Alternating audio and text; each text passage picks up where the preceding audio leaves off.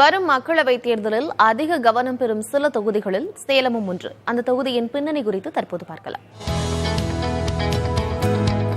முன்னாள் முதலமைச்சரும் தற்போதைய எதிர்க்கட்சித் தலைவருமான எடப்பாடி பழனிசாமியின் தொகுதி என்பதால் சேலம் கூடுதல் கவனம் பெறுகிறது. சேலம் தெற்கு, மேற்கு, வடக்கு, ஓமலூர், வீரபாண்டி மற்றும் எடப்பாடி ஆகிய 6 சட்டமன்ற தொகுதிகளை உள்ளடக்கியது இம்மக்களவை தொகுதி. சேலம் மக்களவை தொகுதி இதுவரை 17 தேர்தல்களை சந்தித்துள்ளது. இதில் காங்கிரஸ் கட்சி 7 முறையும், திமுக, அதிமுக தலா 4 முறையும் வெற்றி பெற்றுள்ளன.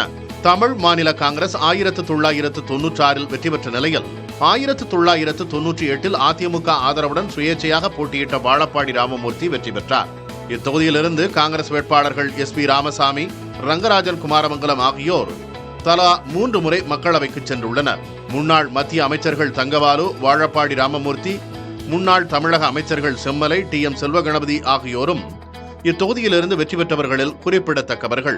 2019 ஆண்டு நடைபெற்ற தேர்தலில் திமுக வேட்பாளர் SR பார்த்திபன் 6.06 லட்சம் வாக்குகளை பெற்று வெற்றி பெற்றார்.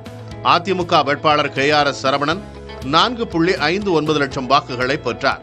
மக்கள் நீதி மையத்தின் பிரபு மணிகண்டன் 58,000 வாக்குகளும், நாம் தமிழர் கட்சியின் ராசா 33,000 வாக்குகளும் பெற்றிருந்தனர்.